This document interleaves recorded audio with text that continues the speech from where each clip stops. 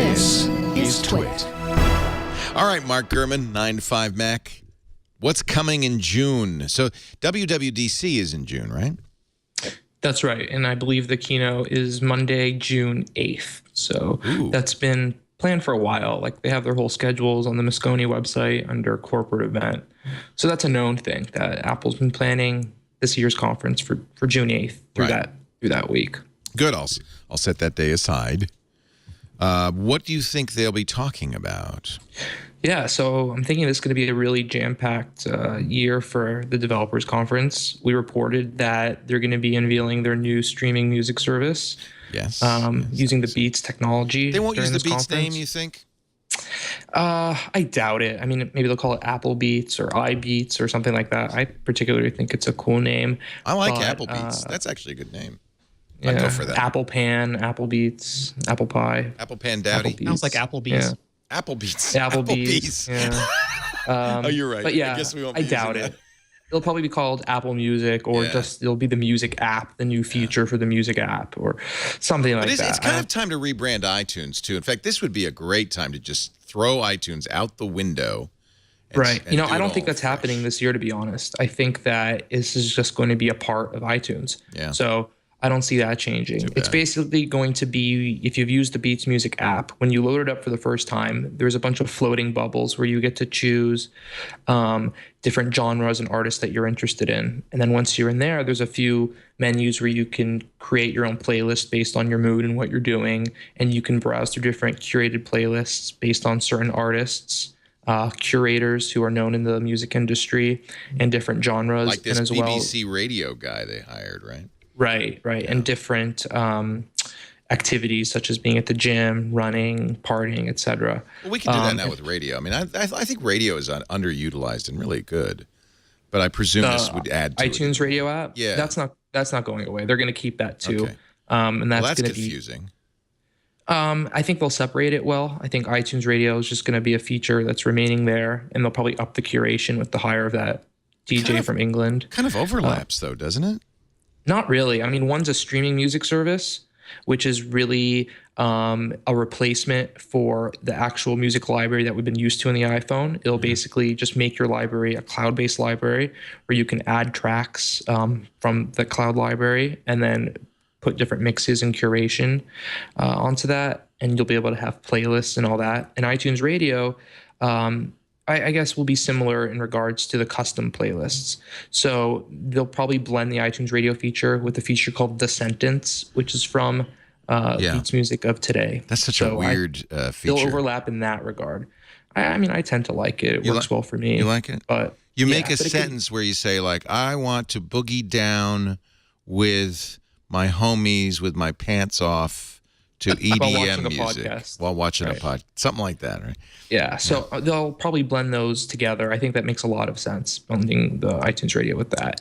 But iTunes Radio as a whole won't go away, nor will iTunes Match. So it's going to be another leg to the service. They'll have to clean it up eventually, but as of right now, the plan is to completely upgrade the music app that comes with the iPhone and update iTunes to a new version of iTunes 12. So it's not going to be a total revamp. It's just going to be integrated into the current system. So maybe next year after, iTunes will go away. But right now, the plan is just to get the streaming music service out there. It's to be seen, what it launches with and when it exactly launches. So they'll announce it in June, and they haven't decided yet if they're going to release it in iOS 8.4 update or an iOS 9 update. I think they'll know closer to June whether. Well, that's interesting. Yeah, because 9 comes out in September with the new iPhone. Right. I think it will depend on when they get the record labels struck and when the technology is ready. We've been hearing for weeks now that they're having a lot of internal problems getting the new streaming service out the door. Lots of people are leaving. The head of engineering for the music service, who was the senior VP of technology at Beats prior to the acquisition, left at the end of 2014. A lot of the Android developers have already left. Those are the people working on Apple's first Android app. Why are they leaving? What's going on?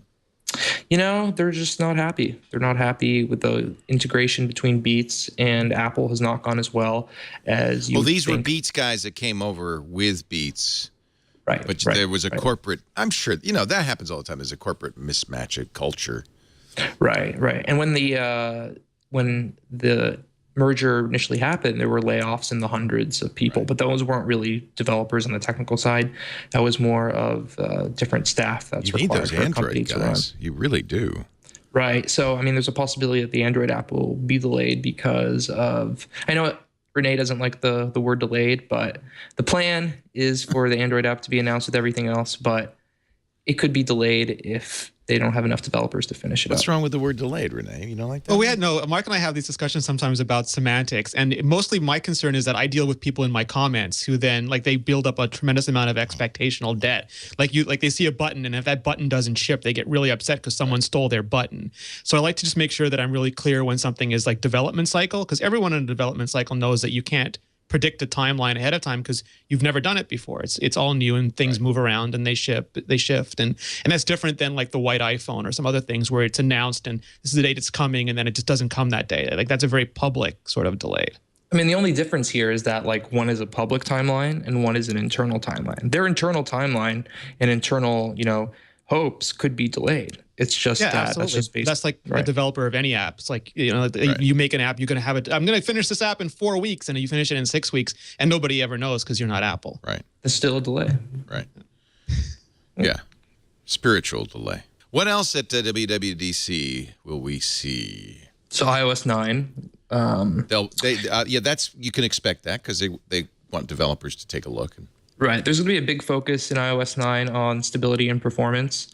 They might even announce that as a hallmark feature, but the developers at Apple who are working on iOS 9, which is codenamed Monarch, they're really focusing on that with everything they do. So as they're adding new features, it's not all about adding new features. It's about really adding new features with making sure that the core isn't broken or nothing else is getting affected, which has really been their problem over the last 3 years or so with iOS 7 and iOS 8 when they've been constantly adding new features and support for new hardware features. So they're really taking a step back with iOS 9. Kind of a snow leopardy kind of a thing? Yeah, that's how a few sources put it, that it's more of a snow leopard type of thing. And Apple had no problem marketing snow leopard as an OS at no new features, so they wouldn't have a problem doing that again. But that's not entirely. I think they'd make a lot of people really happy. No, I know. As I'm saying, that's not entirely going to be the case. There will still be new features. So Maps, they're ready to give Transit another try. They tried last year with iOS 8. They ended up pulling it at the last minute. What's Transit? So transit directions and maps. So you'll be able to get navigations between bus stops and all that, subways. So they're progressing quickly on that, and they're moving towards that. So it's probably highly likely that they'll talk about that finally this year. A new OS 10, or they have had a yearly update schedule, which maybe is too fast. Too much. So OS 10 11 is also in the works. And they're actually switching up the code names this year. So usually they call them wines internally. I think they ran out of wines, like they ran out of cats. So you can never run out of wine, my friend. Now they're moving to apples, which is OS 10 Viognier. There are fewer apple varieties than there are wine varieties, dudes. So they'll move on to something else. But this first Apple one is going to be a Gala. So a Gala. Gala. But they'll next year will be Granny Smith, maybe. Yeah. I don't know. The public name will be California Landmark again, though, I presume. Yes. Yeah. Yes. Okay. Yes. They and is that for this year? Is that scheduled for this year or next? Probably next. From what I understand, they're not as far on 10.11 as they are with iOS 9, but I still think they're going to stick to that yearly schedule. We'll see. Wow. But I don't see why they wouldn't at this point.